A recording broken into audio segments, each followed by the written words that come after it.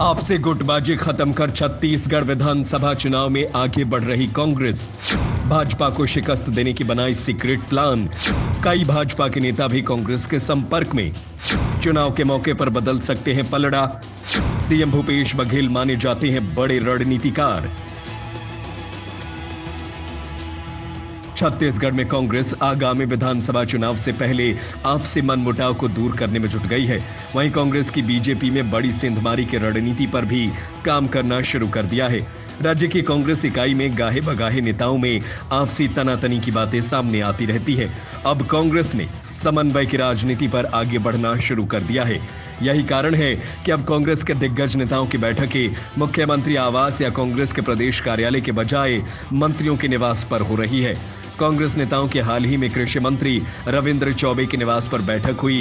इस बैठक में प्रदेश प्रभारी कुमारी शैलजा, मुख्यमंत्री भूपेश बघेल, तब के प्रदेश अध्यक्ष मोहन मरकाम, स्वास्थ्य मंत्री टीएस सिंहदेव, गृह मंत्री ताम्रध्वज साहू और रविंद्र चौबे के अलावा कई और मंत्री भी मौजूद रहे थे। इस बैठक में विधानसभा चुनाव की तैयारियों को लेकर मंथन हुआ था। साथ ही आगामी रणनीति पर भी विचार विमर्श हुआ।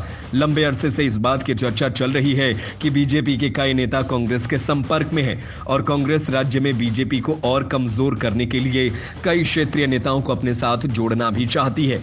कांग्रेस के प्रदेश अध्यक्ष दीपक बैज ने दावा किया कि कांग्रेस के संपर्क में बीजेपी के कई नेता हैं और आने वाले समय में बीजेपी में बड़ा विस्फोट होगा। राजनीतिक विश्लेषकों का मानना है कि राज्य में बीजेपी के बड़े नेता और आदिवासी चेहरा नंद कुमार साय के कांग्रेस में आने के बाद राज्य के सियासी गणित में बदलाव आ रहा है। कांग्रेस को लगता है कि आने वाले समय में कई और बीजेपी नेता उसके साथ जुड़ सकते हैं।